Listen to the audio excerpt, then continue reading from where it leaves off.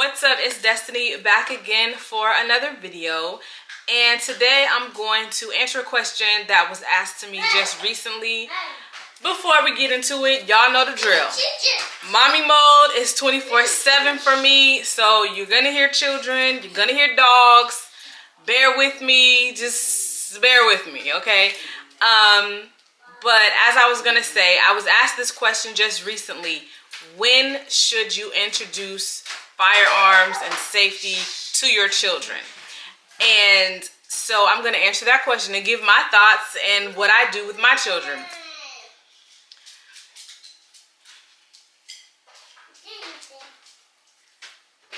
Give me a second. All right, so the question that I was asked is, when do you introduce your children to firearms? Now, for me, I introduced my children to firearms a moment sooner than I actually had a firearm in the house, because we had a BB gun. We had a BB gun that we would hang up little paper plates. Yeah, they were paper plates. We would hang up little paper plates in the backyard, hang them on the trees and different places in the backyard. And me and my older son at the time, the younger son's too young, but the older son at the time, we would just go back there and just shoot targets. Paper plate targets. We would do that. And also with the BB gun, I was able to show him, introduce to him certain things that a gun would do. The trigger, the barrel, how you, the magazine, even though it was BBs, but the magazine for the BBs, racking it. I practiced with him on that. And so before I knew I was going to purchase a firearm, I would have, you know, the BB gun around, and he would ask me if he could shoot it, and we would go in the back and we would do it, and we would be in the house and I would show him certain things, you know, the 4 universal laws of safety. We went over that. My younger son would be in the room as well, but he wasn't really into it like my older son was. So we did that. And then before I purchased my firearm, I asked them if they were cool with it. You know, mommy's gonna have a gun in the house, just want to let y'all know. Went over the rules, and you know, when I brought it home, I let them see it. I explained the universal safety laws as well as mommy's laws. Okay, this is mommy's, you don't touch it, you don't play with it, things of the sort. I think one of the things that is an issue is curiosity. People are curious about what they don't know. They're curious about things that seem to be forbidden or off limits or unreasonable for them. So you want to kill that curiosity by showing them, by educating them, by letting them know this is what this firearm will do. If you press this, this is what it's going to do. You can't point it at anybody that you love, because this, you know, you go through those things and you explain it to them. When my son, he would ask me, he would say, "Mom, can I see your gun?" "Yeah, I'll show you." I'd unload it, rack it back, put it in safe, you know, and let him see it. Got a new green dot. "Mom, can I see the green dot? Can I see what that looks like?" "You sure can." Made it safe for him and showed it, showing him the proper ways to handle. Even with the AK, they're gonna be interested. So you have to talk to them about these things. And the way to get ahead of any negligence or any incidents or anything like that is you want to educate them. And you want to let them know the severity of the safety measures that come along with it. So I would say, just like you tell your kids, don't go outside without permission, just as you tell them don't cook at home when you're not there, or don't touch the stove when the stove is on, don't go by the oven when it's on, don't mess with the, you know, the electrical outlets, don't talk to strangers. The moment they're able to comprehend that, that's the same age in which they could comprehend not touching mommy's firearm, not playing with guns, not pulling the trigger. Kids are way smarter than people like to give them credit for. I don't know why people act like children are just some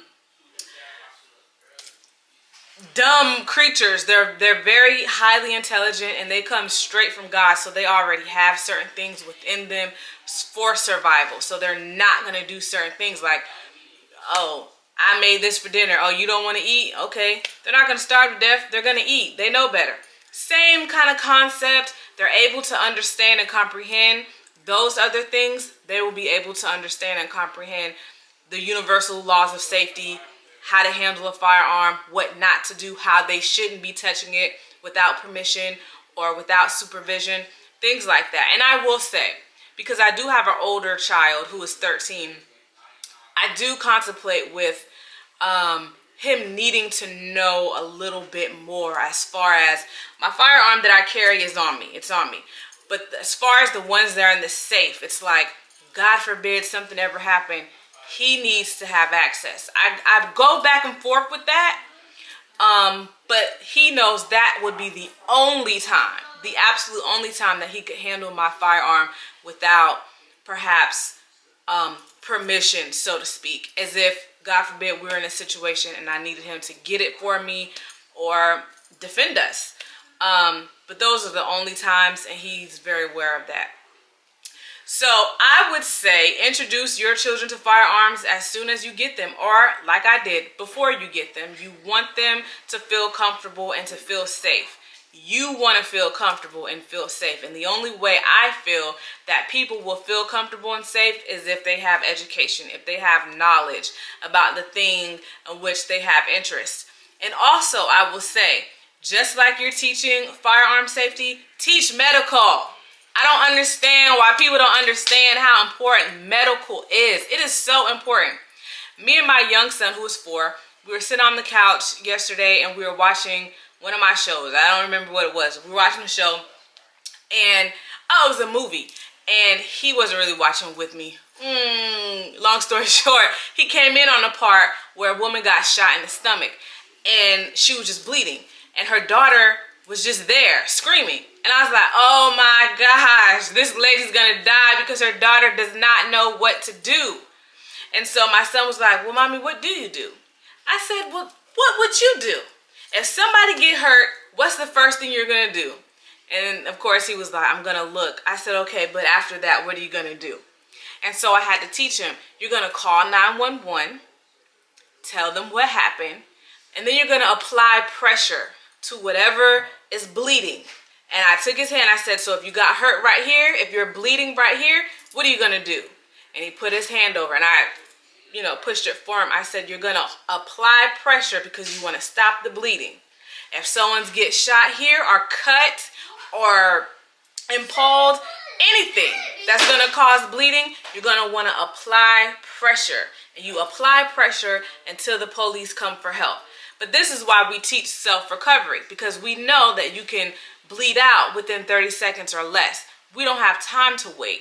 So you have to be able to, just as you would be a first responder in a self-defense situation, you have to be a first responder in a medical situation as well. So I think, to me, firearm safety and medical training go hand in hand. So just like you're able to teach your kids how to brush their teeth, how to wash their hands, how to make their bed, clean up their toys, put on their shoes, whatever the case may be, those same basic fundamentals can be taught at the same age. The same age that you teach those basic fundamentals, you could teach this medical stuff. And it can be basic. Apply pressure. I even showed him, I said, if it's really bad, I had on a house coat, and I showed him the little rope on the house coat. I said, you could tie it around your leg really, really tight and help stop the bleeding. Little things like that. So I don't think too early is too early. Well, obviously, the age of comprehension, whatever that may be for your child. I started mine at 3. And these are things that we discuss on a pretty regular basis. We talked about it earlier today. We're going to talk about it probably again tonight. Talk about it tomorrow. Let it become a part of your routine. Just quiz them. So if something happens, what are you going to do? Call 911. Then what? Then what? That's how I do with my older son with the universal laws of safety. I say, give me 2 universal laws of safety right now. And he gives it to me. Learning does not have to be boring. Learning does not have to be, you can make it fun for your children. And the more fun you make it, the more willing they're going to want to get that information, because they don't understand that they're learning. They just feel like, oh, I'm having fun with mom. And you're learning life-saving things at the same time. So I think you educate your children on firearm safety and medical training as early as they're able to comprehend. The same age, like I said, that you tell them not to go outside the house without you, not to run into the street, the same age that is when you can teach them about firearm safety, especially if you have them in the house. If you have a firearm in the house or you're thinking about getting a firearm for your house, you need to teach them. You need to teach them. This should not be a question. And I will say, this might be going off on a little tangent, but there was something a few days ago where there was a tragedy. I don't even know the full details, because people post on Facebook, but they don't give the full details. It's like, how are we going to know what's really going on if everyone wants to gatekeep information? I think that we should know these things, but whatever the case may be, it was a shooting. I don't know if the people died or not. Unalived. YouTube, come on, bear with me. I don't know what was the outcome of the shooting, but there was a shooting, and I went on to say, well, of course I asked, was it fatal? Where was it located? Blase, blase. And I went on to say that I want to work with somebody in the city that I live in to bring basic firearm training to the community and medical training to the community. I don't have to be the instructor. I could just host it. I could just get in contact with different people who are willing to do this, volunteering their time if preferable. But I got a lot of pushback on that post. This one lady, she was going all in on me, caps lock and everything, child. And I'm like, honey, I'm trying to bring education. Firearms are not going anywhere. These children, these young adults, these grown adults, they need the education. Having the education is going to make the place safer. Having medical training is going to make these places safer. But not wanting to discuss it is not helping anybody at all. I was so infuriated because I'm like, you're trying to go off on me. I'm trying to help. I'm trying to bring solutions. So I think part of the solution, especially for minority communities that have not always been so privy to talk about firearm safety or firearms, or if we're the first generation to even openly discuss having firearms in the home, we need to have these conversations with our loved ones. We need to have these conversations with our children. We need to have these conversations with everyone that we can have them with, because the more people are trained and educated, the less room there is for accidents and negligence. And that is my number one priority. So teach your children as early as they can comprehend. Don't just teach them how to point and boom. Teach them how to self-recover. Teach them how to stop the bleed. Basic. You get a wound right here, you take your hand, you see, you just press down as firm as you can until you're able to get something, if it needs to be stuffed, if it needs to have a patch, tourniquet, whatever.